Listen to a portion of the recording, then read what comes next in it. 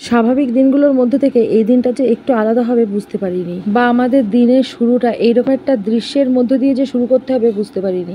দেখো এবার একে একে কত লোকের ভিড় হয়ে যাচ্ছে, কিন্তু এখনো পর্যন্ত কেন বা কি কারণে এরকমটা হলো সেটা কেউই জানে না, সবার কাছেই এটা অজানা। স্বাভাবিক অন্যান্য দিনগুলোর মতো আজও আমরা সবাই মিলে চলে এসেছিলাম। বাচ্চাদের আজকে ছিল ক্রিকেটের একটা ফ্রেন্ডলি ম্যাচ, তো সেটার জন্য আমরা সবাই চলে এসেছিলাম গোপালনগর স্টেশন মাঠে।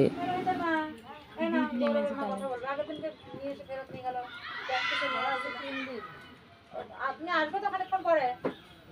ও তাহলে আসছে তো, তাহলে আমরা ছেলে নেমেছে। এই কে নেমেছে?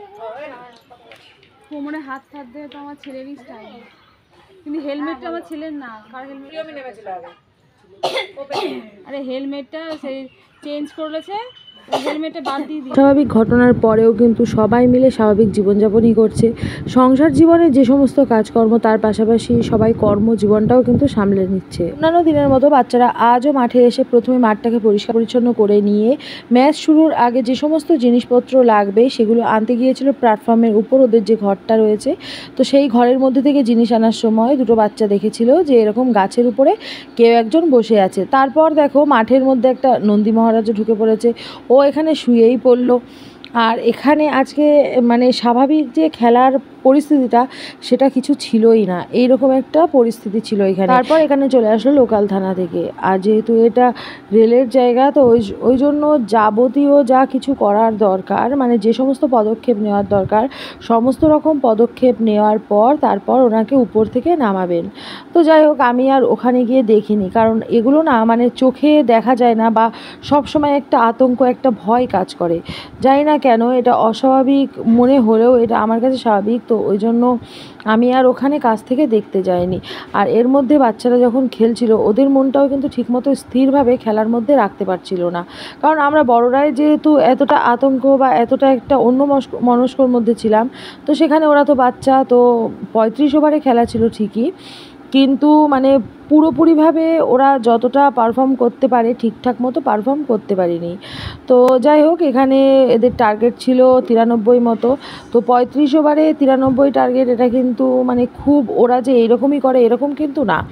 আর এখানে দেখো মানে প্রচুর লোক কিন্তু দেখতে আসছে যে কেমন কি ঘটনা ঘটেছে বা কে সেই লোকটা, এরকমভাবে অনেকেই আসছে। তো এমনভাবে গাছের উপরে বসেছিল, তো সেটা তো আমি দেখিনি, কিন্তু শুনেছি আমি যে এমনভাবে বসেছিল যে দেখে মনে হচ্ছে কেউ একজন বসেই আছে, এরকম একটা পরিস্থিতি।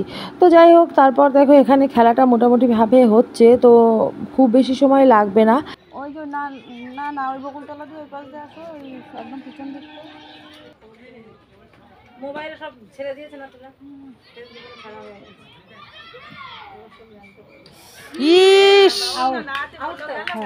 তো এই যে গাছ ভর্তি করা পাতা আর তেমন হয়েছে ফল, মানে লেবু গাছ এটা।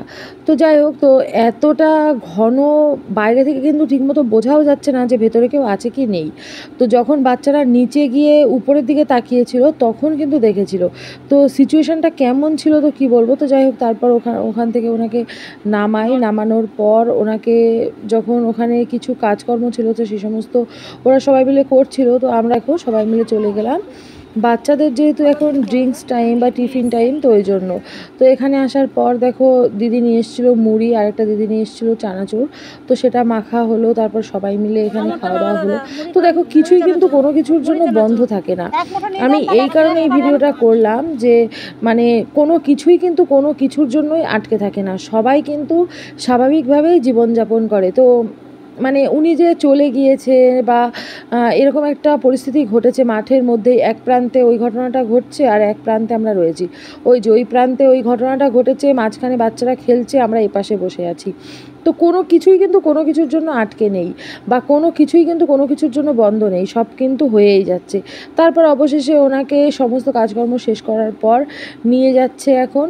আর বাচ্চাদের ম্যাচটাও খুব বেশি সময় আর হবে না, মানে আজকে সারাটা দিন কেমন বিশ্রীভাবে আর মানে একটা অস্বাভাবিকভাবেই আমাদের কাটলো, কারণ সকালে এসেই মাত্র ওই জিনিসটা দেখা ওই রকম পরিস্থিতিতে, তারপর এখানে সবাই মিলে বাচ্চারা খেলছে ঠিকই, কিন্তু ওদের কিন্তু একটা অন্যমনস্ক ভাব রয়েই গেছে। তারপর এখানে দেখো আমি কোল্ড ড্রিঙ্কস খাচ্ছি। এই কোল্ড ড্রিঙ্কসটা একটা দিদিভাই সবার জন্য কিনেছে, তো প্রথমে আমি খুলে খেয়ে নিলাম।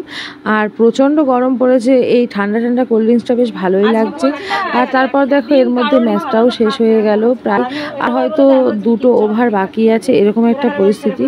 তো যাই হোক, ম্যাচটা তো আজকে যেমনভাবে হয়েছে এরকম একটা অস্বাভাবিক দিনে তো মোটামুটিভাবে হয়েছে। তারপর দেখো আমরা বাড়ির দিকে চলে আসছি। আর বাড়িতে আসার আগে দেখছিলাম রাস্তায় যে আমার দোকানটা রয়েছে, তো সেই দোকানের সামনে অনেকটাই ডিপলি গর্ত করেছে। তো এর মধ্যে এই বড় বড় পাইপগুলো দিয়ে তারপর হয়তো বা প্রথম থেকে আবার রাস্তাটা বানাবে। তো এই যে আমার দোকানের সামনেটা ঠিক এইরকম একটা পরিস্থিতি। দিনের বেলাতে খুব বেশি আমি দোকান খুলি না, তো তারপরেও এখন যা পরিস্থিতি হয়েছে তাতে করে কিন্তু দিনের বেলা দোকান খোলাই যাচ্ছে।